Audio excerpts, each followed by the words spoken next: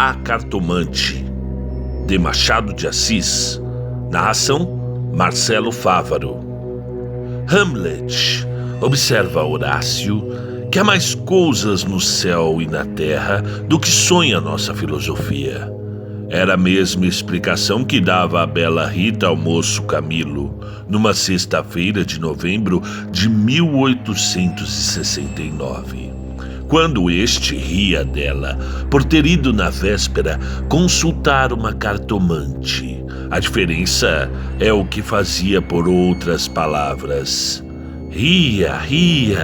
Os homens são assim, não acreditam em nada, pois saiba que fui, e que ela adivinhou o motivo da consulta, antes mesmo que eu lhe dissesse o que era.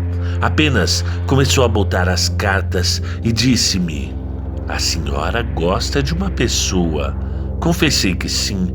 Então ela continuou a botar as cartas, combinou-as e no fim declarou-me que eu tinha medo de que você me esquecesse, mas que não era verdade. "Errou?" interrompeu Camilo rindo. "Não diga isso, Camilo. Se você soubesse como eu tenho andado por sua causa, você sabe, já lhe disse, não ria de mim, não ria." Camilo pegou nas mãos e olhou para ela sério e fixo. Jurou que lhe queria muito, que os seus sustos pareciam de criança. Em todo caso, quando tivesse algum receio, a melhor cartomante era ele mesmo. Depois repreendeu-a. Disse-lhe que era imprudente andar por essas casas. Vilela poderia sabê-lo e depois... Qual saber? Tive muita cautela ao entrar na casa. "Onde é a casa?" "Aqui perto, na Rua da Guarda Velha. Não passava ninguém na ocasião." "Descansa, eu não sou nenhuma maluca." Camilo riu outra vez. "Tu crês deveras nessas coisas?" perguntou-lhe. Foi então que ela, sem saber que traduzia Hamlet em vulgar, disse-lhe que havia muito coisa misteriosa e verdadeira neste mundo.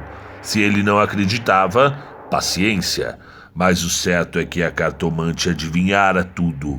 Que mais? A prova é que ela agora estava tranquila e satisfeita. Cuido que ele ia falar, mas reprimiu-se. Não queria arrancar-lhe as ilusões. Também ele, em criança e ainda depois, foi supersticioso. Teve um arsenal inteiro de crendices que a mãe lhe incutiu e que aos 20 anos desapareceram.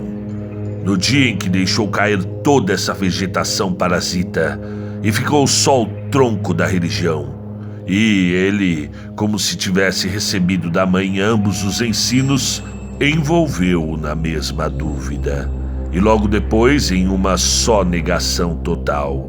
Camilo não acreditava em nada. Por quê?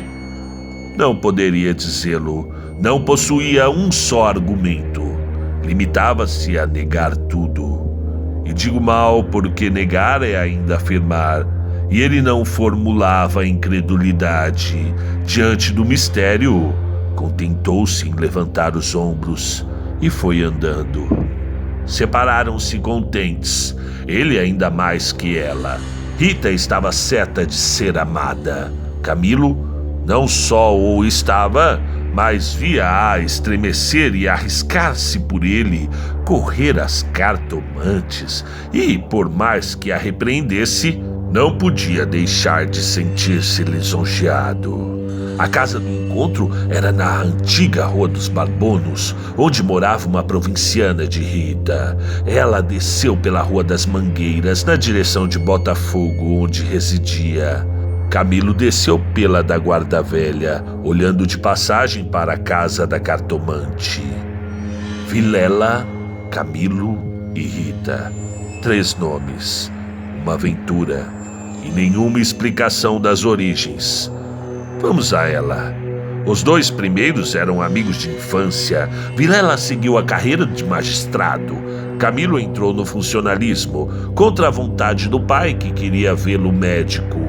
Mas o pai morreu E Camilo preferiu não ser nada, até que a mãe lhe arranjou um emprego público.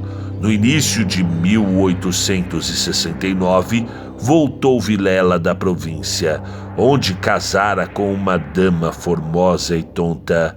Abandonou a magistratura e veio abrir banca de advogado.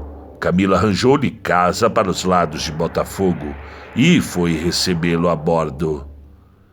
"É o senhor?" exclamou Rita, estendendo-lhe a mão. "Não imagina como meu marido é seu amigo. Falava sempre do senhor." Camilo e Vilela olharam-se com ternura. Eram amigos deveras. Depois, Camilo confessou de si para si que a mulher do Vilela não desmentia as cartas do marido. Realmente era graciosa e viva nos gestos, olhos cálidos, boca fina e interrogativa. Era um pouco mais velha que ambos, contava 30 anos, Vilela 29 e Camilo 26. Entretanto, o porte grave de Vilela fazia-o parecer mais velho que a mulher, enquanto Camilo era um ingênuo na vida moral e prática. Faltava-lhe tanto a ação do tempo como os óculos de cristal que a natureza põe no berço de alguns para adiantar os anos. Nem experiência, nem intuição. Uniram-se os três. Convivência trouxe intimidade. Pouco depois, morreu a mãe de Camilo. E nesse desastre que o foi, os dois mostraram-se grandes amigos dele. Vilela cuidou do enterro, dos sufrágios e do inventário. Rita tratou especialmente do coração. E ninguém o faria melhor. Como daí chegaram ao amor, não o soube ele nunca. A verdade é que gostava de passar as horas ao lado dela. Era sua enfermeira moral, quase uma irmã, mas principalmente era mulher e bonita.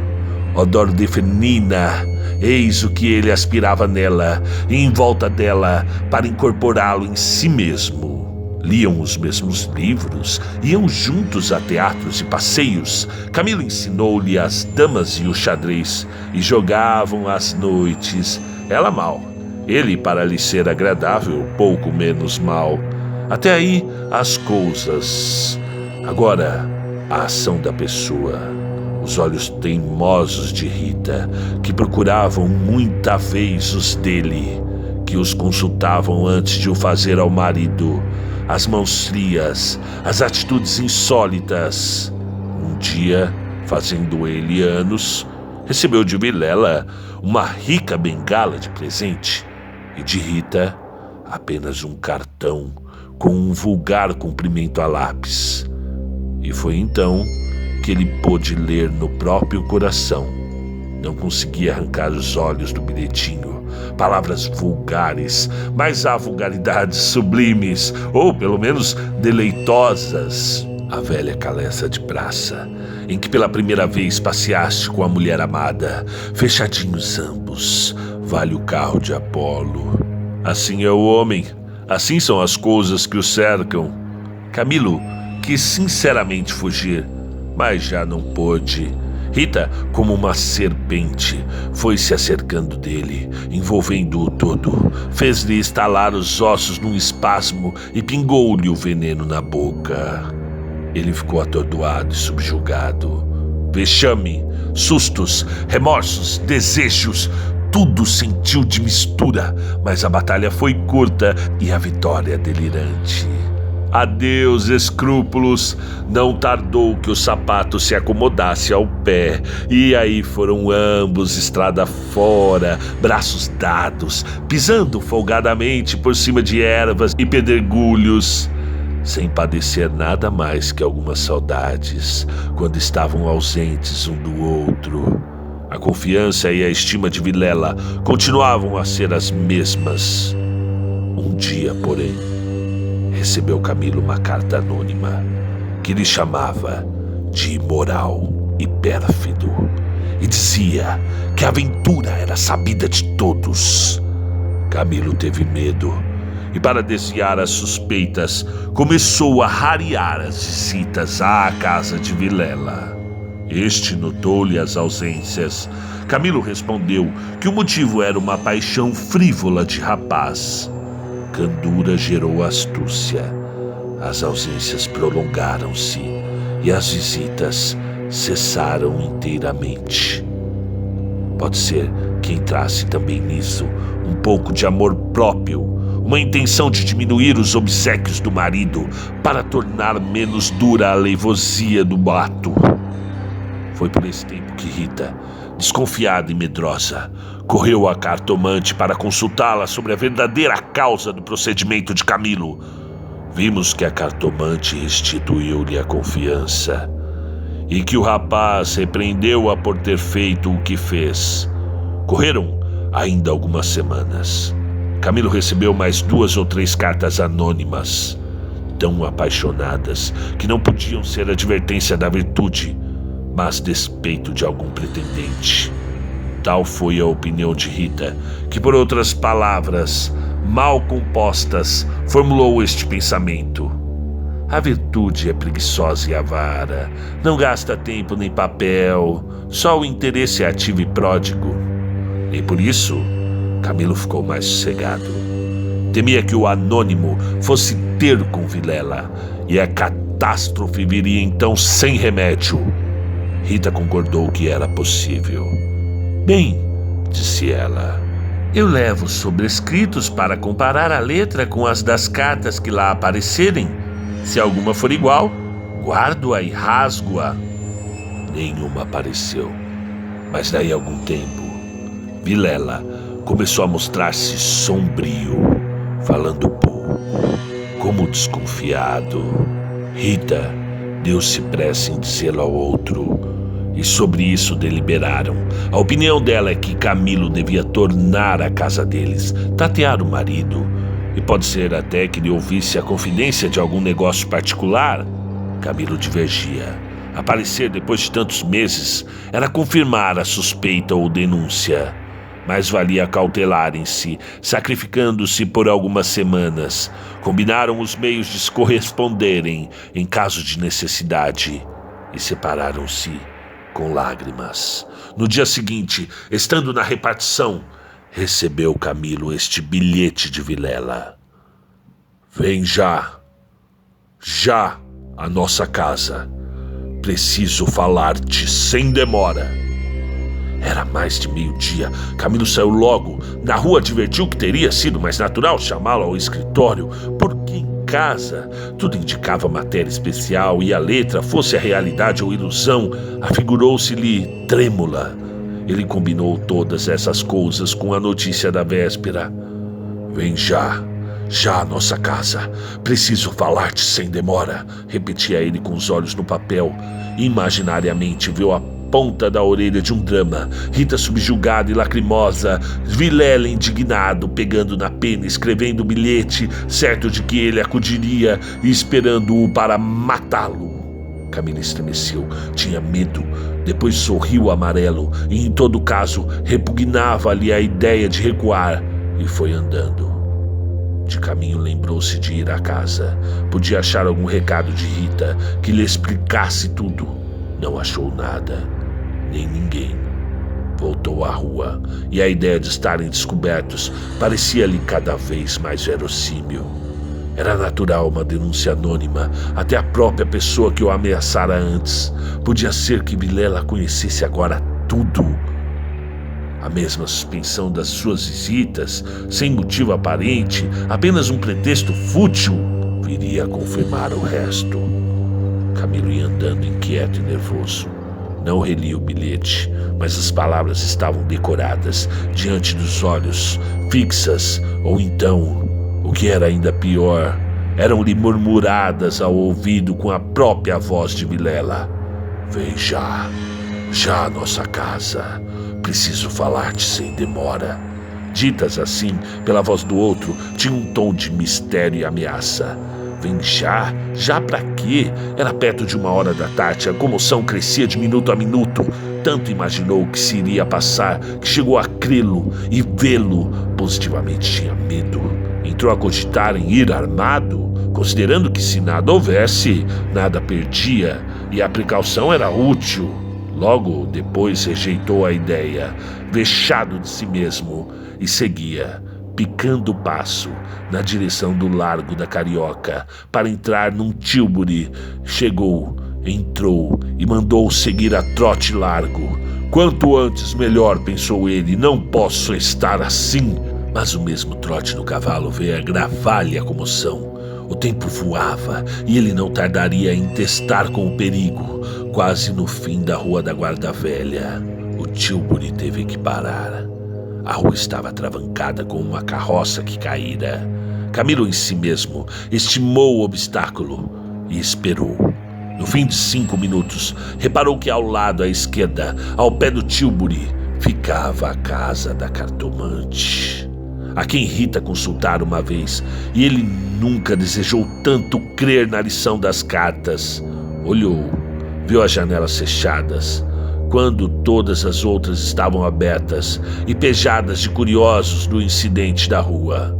Dir-se-ia morada do indiferente destino. Camilo reclinou-se no tílburi, não para ver nada. A agitação dele era grande, extraordinária, e do fundo das camadas morais emergiam alguns fantasmas de outro tempo. As velhas crenças, as superstições antigas. O cocheiro propôs-lhe voltar à primeira travessa e ir por outro caminho. Ele respondeu que não, que esperasse. Inclinava-se para fitar a casa. Depois fez um gesto incrédulo. Era a ideia de ouvir a cartomante, que lhe passava ao longe, muito longe, com vastas asas cinzentas. Desapareceu, reapareceu e tornou a esvair-se no cérebro. Mas daí a pouco moveu outra vez as asas, mais perto, fazendo uns giros concêntricos. Na rua gritavam os homens, safando a carroça. Anda, agora, empurra, vá. Daí a pouco estaria removido o obstáculo. Camilo fechava os olhos, pensava em outras coisas, mas a voz do marido sussurrava-lhe às orelhas as palavras da carta. Vem já, já. E ele via as contorções do drama e tremia. A casa olhava para ele, as pernas queriam descer e entrar. Camilo achou-se diante de um longo véu opaco. Pensou rapidamente no inexplicável de tantas coisas. A voz da mãe repetia-lhe uma porção de casos extraordinários, e a mesma frase do príncipe de Dinamarca reboava ali dentro. Há mais coisas no céu e na terra do que sonha a filosofia. Que perdia ele se... Deu por si na calçada, ao pé da porta, disse ao cocheiro que esperasse, e rápido enfiou pelo corredor e subiu a escada. A luz era pouca, os degraus comidos dos pés, o corrimão pegajoso, mas ele não viu nem sentiu nada. Trepou e bateu. Não aparecendo ninguém, teve a ideia de descer, mas era tarde. A curiosidade fustigava-lhe o sangue, as fontes latejavam-lhe. Ele tornou a bater 1, 2, 3 pancadas. Veio uma mulher. Era a cartomante. Camilo disse que ia consultá-la. Ela fê-lo entrar. Dali subiram ao sótão, por uma escada ainda pior que a primeira e mais escura. Em cima havia uma salinha, mal iluminada por uma janela que dava para os telhados do fundo. Velhos trastes, paredes sombrias, um ar de pobreza que antes aumentava do que destruía o prestígio. A cartomante fê-lo sentar diante da mesa e sentou-se ao lado oposto, com as costas para a janela, de maneira que a pouca luz de fora batia em cheio no rosto de Camilo. Abriu uma gaveta e tirou um baralho de cartas compridas e enxovalhadas. Enquanto as baralhava, rapidamente olhava para ele, não de rosto, mas por baixo dos olhos. Era uma mulher de 40 anos, italiana, morena e magra, com grandes olhos sonsos e agudos. Voltou 3 cartas sobre a mesa e disse-lhe: Vejamos primeiro o que o traz aqui. O senhor tem um grande susto. Camilo, maravilhado, fez um gesto afirmativo. E quer saber, continuou ela, se lhe acontecerá alguma coisa ou não. A mim e a ela, explicou vivamente ele. A cartomante não sorriu. Disse-lhe só que esperasse. Rápido pegou outra vez as cartas e baralhou-as com os longos dedos finos de unhas descuradas. Baralhou-as bem. Transpôs os maços, 1, 2, 3 vezes. Depois começou a estendê-las. Camilo tinha os olhos nela, curioso e ansioso. As cartas dizem-me... Camilo inclinou para beber umas palavras. Então ela declarou-lhe que não tivesse medo de nada. Nada aconteceria nem a um nem a outro. Ele, o terceiro, ignorava tudo. Não obstante, era indispensável mais cautela. Ferviam invejas e despeitos. Falou-lhe do amor que os ligava, da beleza de Rita. Camilo estava deslumbrado. A cartomante acabou, recolhendo as cartas e fechou-as na janela. A senhora retribuiu-me a paz ao espírito, disse ele, estendendo a mão por cima da mesa e apertando a da cartomante. Esta levantou-se rindo. Vá, disse ela, vá, ragazzo innamorato. Em pé, com o dedo indicador, tocou-lhe na testa. Camilo estremeceu como se fosse a mão da própria Sibila e levantou-se também. A cartomante foi à cômoda sobre a qual estava um prato com passas. Tirou um cacho destas e começou a despencá-las e comê-las, mostrando 2 fileiras de dentes que desmentiam as unhas. Nessa mesma ação comum, a mulher tinha um ar particular. Camilo, ansioso por sair, não sabia como pagasse, ignorava o preço. Passas custam dinheiro, disse ele afinal, tirando a carteira. Quantas quer mandar buscar? Pergunte ao seu coração, respondeu ela. Camilo tirou uma nota de 10.000 réis e deu-lhe. Os olhos da cartomante fuzilaram. O preço usual era 2.000 réis. Vejo bem que o senhor gosta muito dela. E faz bem, ela gosta muito do senhor. Vá tranquilo. Olha a escada, é escura, põe o chapéu. A cartomante tinha já guardado a nota na algibeira e descia com ele, falando com um leve sotaque. Camilo despediu-se dela embaixo e desceu a escada que levava à rua, enquanto a cartomante, alegre com a paga, tornava acima, cantarolando uma barcarola. Camilo achou o Tilbury esperando. A rua estava livre. Entrou e seguiu a trote largo. Tudo lhe parecia agora melhor. As outras coisas traziam outro aspecto. O céu estava límpido e as caras joviais. Chegou a rir dos seus receios, que chamou pueris. Recordou os termos da carta de Vilela e reconheceu que eram íntimos e familiares. Onde é que ele lhe descobrira a ameaça? Advertiu também que eram urgentes e que fizera mal em demorar-se tanto. Podia ser algum negócio grave e gravíssimo. Vamos depressa, repetia ele ao cocheiro. E consigo, para explicar a demora ao amigo, engenhou qualquer coisa. Parece que formou também o plano de aproveitar o incidente para tornar a antiga assiduidade. De volta com os planos, reboavam-lhe na alma as palavras da cartomante. Em verdade, ela adivinhara o objeto da consulta, o estado dele, a existência de um terceiro. Por que não adivinharia o resto? O presente que se ignora vale o futuro. Era assim, lentas e contínuas, que as velhas crenças do rapaz iam tornando ao de cima. E o mistério empolgava-o com as unhas de ferro.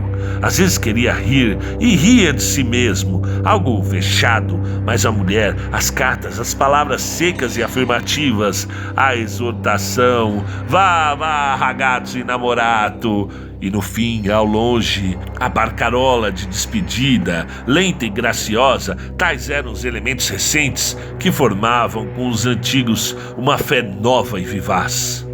A verdade é que o coração ia alegre e impaciente, pensando nas horas felizes de outrora e nas que haviam de vir. Ao passar pela glória, Camilo olhou para o mar, estendeu os olhos para fora, até onde a água e o céu dão um abraço infinito, e teve assim uma sensação do futuro, longo, longo, interminável. Daí a pouco, chegou à casa de Vilela, apeou-se, empurrou a porta de ferro do jardim e entrou. A casa estava silenciosa. Subiu os 6 degraus de pedra e mal teve tempo de bater.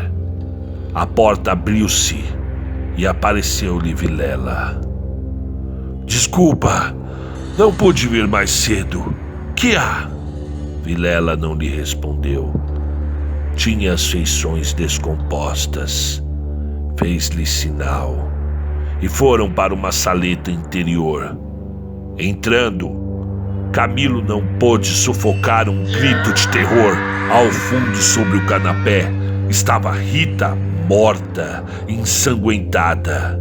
Vilela pegou-o pela gola e, com 2 tiros de revólver, estirou-o morto no chão. A cartomante.